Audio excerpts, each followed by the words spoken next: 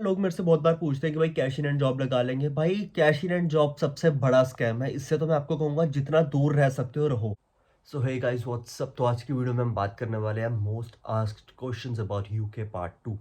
तो मैंने भी इंस्टाग्राम पे रिसेंटली एक स्टोरी डाली थी कि आपके जो जो क्वेश्चंस हैं पूछो मेरे से। एंड उनमें से बहुत सारे क्वेश्चंस हैं जो सब लोगों के कॉमन थे। तो मैं उन सबका आज आपको अच्छे से जवाब दूंगा और बताऊंगा क्या है सिस्टम और क्या नहीं।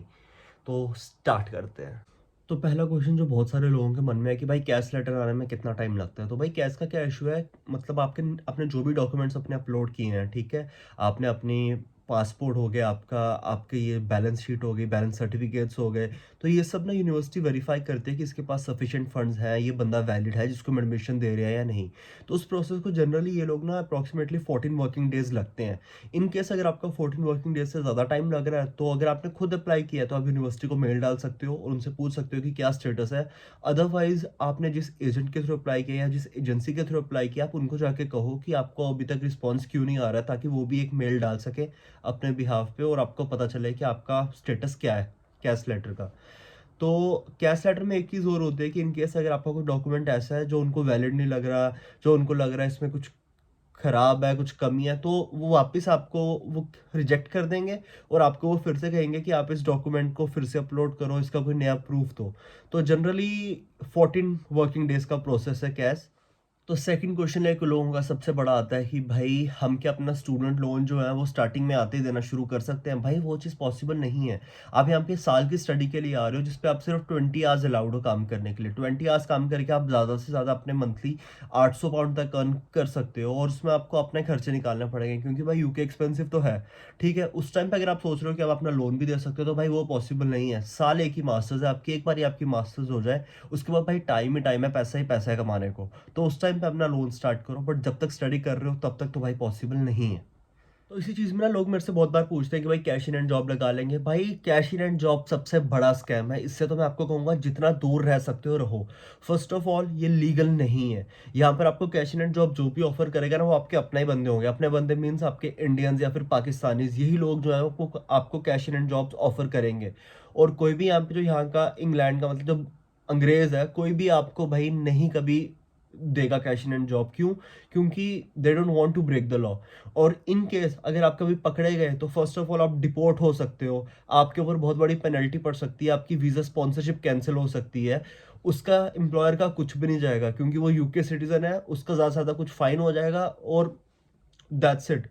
बट तुमने जितना पैसा लगाया वो सारा वेस्ट हो कैश इन एंड जॉब्स के चक्कर में भाई मत पड़ो। मैं आपको सही कह रहा हूँ, बहुत बार यहाँ पे ऐसा होता है कि लगा लो महीना महीना लोग कैश इन एंड जॉब लगा लेते हैं और एंड में जब पैसे देने की बारी आती है एम्प्लॉयर की, एम्प्लॉयर आपको पैसे नहीं देता। क्यों? वो बोल देगा तुमने काम ही नहीं किया, मैं नहीं दूंगा पैसे। और लीगली तुम कुछ भी नहीं कर सकते क्योंकि तुमने जो काम किया है वो इलीगल है। और सेकेंडली तुम्हें पता है यहाँ पे अगर नॉर्मल रेट अभी 10 पाउंड चल रहा है, तो कैश इन एंड जॉब्स में तुम्हें मुश्किल से 5 पाउंड या 6 पाउंड मिलेगा। पैसे भी आधे मिलेंगे और तुम्हें इतना रगड़ा देंगे, इतना काम करवाएंगे तरफ से तुमसे कि तुम्हारी बुरी हालत हो जाएगी। सो आई जस्ट से साल एक ही मास्टर्स है, कोर्स अपना ढंग से कर लो, उसके बाद आपके पास PSW वीज़ा है, 2 साल है भाई। रज के काम करो, रज के शिफ्ट पे लगाओ। बट इससे एक साल में ना थोड़ी चीज़ों से दूर ही रहो, क्योंकि अगर किसी की नज़र में आ गए तो भाई जितना पैसा लगा है वो सब ज़ीरो हो जाएगा। एक क्वेश्चन और काफ़ी लोगों के मन में है कि जब आप यूके पहुंच जाते हो तो एयरपोर्ट पे वो आपसे क्वेश्चंस क्या पूछते हैं, पूछते भी हैं या नहीं पूछते। तो भाई ऐसा वो टोटली उनके मूड पर डिपेंड करता है। वो कभी पूछ भी सकते हैं और नहीं भी पूछ सकते। अब जैसे मैं आया, उन्होंने मेरे से कुछ भी नहीं पूछा, मेरे को सीधा वीज़ा की स्टैंप लगाई और मुझे आगे भेज दिया।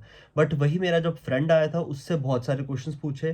क्वेश्चन यही होते हैं, कहाँ जा रहे हो, कौन सी यूनिवर्सिटी में एडमिशन लिया है, कोर्स कौन सा है, यूनिवर्सिटी का एड्रेस कहाँ है, आप स्टे कहाँ पे कर रहे हो, आपको लेने कौन आना है। तो इस चीज़ के लिए आपको हमेशा प्रिपेयर रहना पड़ेगा कि आपका कोर्स कौन सा, अपने अच्छे खासे कोर्स के मॉड्यूल्स जो हैं वो लर्न करके रखो। आपकी जो यूनिवर्सिटी का एड्रेस है आपको पता होना चाहिए, रहने आप कहाँ पे जा रहे हो आपको उसका भी एड्रेस कंफर्म्ड पता होना चाहिए। और आपका कोई रिलेटिव है, कोई आपको लेने आ रहा है, क्या आ रहा है, वो भी मतलब क्लियर होना चाहिए। वहाँ पे जाके फंबल मत करना, क्योंकि अगर उनको थोड़ा सा भी डाउट पड़ गया तो they have the authority to reject your visa at the time. एक क्वेश्चन और लोगों के माइंड में काफ़ी है कि भाई आइलेट्स का कितना स्कोर चाहिए। तो भाई वो चीज़ ना यूनिवर्सिटी टू यूनिवर्सिटी वेरी करती है, बट ऑन एन एवरेज मैं आपको कहूँगा हर मॉड्यूल में आपको 6 बैंड चाहिए। ओवरऑल अगर आपके 6.5 हैं और हर में मतलब मिनिमम 6 बैंड हैं, तो आपका यूके में हो सकता है आराम से। हाँ, तो मेरे से कोई एक और चीज़ पूछ रहा था कि भाई मैंने जेईई मेंस का पेपर क्लियर किया, कोई मेरे को कह रहा था मैंने नीट क्लियर किया, तो मुझे उसके बेस पे वहाँ पे एडमिशन मिल जाएगी। The answer is no. आपकी इंडियन क्वालिफिकेशंस यहाँ पे इतनी वैलिड नहीं है, सीधी सी बात है। तो काफ़ी लोग मेरे से पूछते हैं कि भाई कोर्स कौन सा डिसाइड करें। भाई तो वो मैं आपको नहीं बता सकता कि आपको कौन सा कोर्स डिसाइड करना है। मुझे थोड़ी ना पता आपने बैचलर्स किस में की है, आपकी एक्सपर्टीज़ क्या है। तो जिस कोर्स में आपको लगता है कि हाँ भाई आप एक्सेल कर सकते हो, आपको समझ में आता है, तो जस्ट चूज़ दैट कोर्स। मुझे अपना कोर्स चूज़ करने में 4-5 महीने लगे थे भाई, और फिर उसके अकॉर्डिंग मैंने यूनिवर्सिटी अपनी फाइनलाइज़ की थी। तो अगर तुम्हारा कोर्स प्रॉपर्ली डिसाइड होगा, तुम उसी बेस पे अच्छी यूनिवर्सिटी ढूंढोगे और उसी बेस पे आगे अपॉर्चुनिटीज़ ढूंढोगे। तो ऐसा नहीं है कि कोई भी कोर्स उठा के आ जाओ, कोर्स हमेशा टाइम लेके डिसाइड करना। और बार बार एक ही क्वेश्चन फिर से कि पार्ट टाइम का क्या सीन है, पार्ट टाइम मिल जाती है? हाँ भाई पार्ट टाइम मिल जाती है। मैंने पार्ट टाइम के रिगार्डिंग अपने यूट्यूब पे वीडियोस भी बनाई हैं भाई, देखो मिलेंगी तुम्हें पार्ट टाइम की टेंशन मत लो। टेंशन सिर्फ उसके बाद जो फुल टाइम जॉब ढूंढनी है उसकी लो, पार्ट टाइम तुम्हें कोई भी दे देगा। सो आई होप आपको आज की वीडियो पसंद आई हो, आपके कुछ ना कुछ डाउट्स यूके के रिगार्डिंग क्लियर हुए हों। And if you like the video don't forget to subscribe my YouTube channel and do follow me on Instagram. My Instagram link is in my bio. So see you in the next video.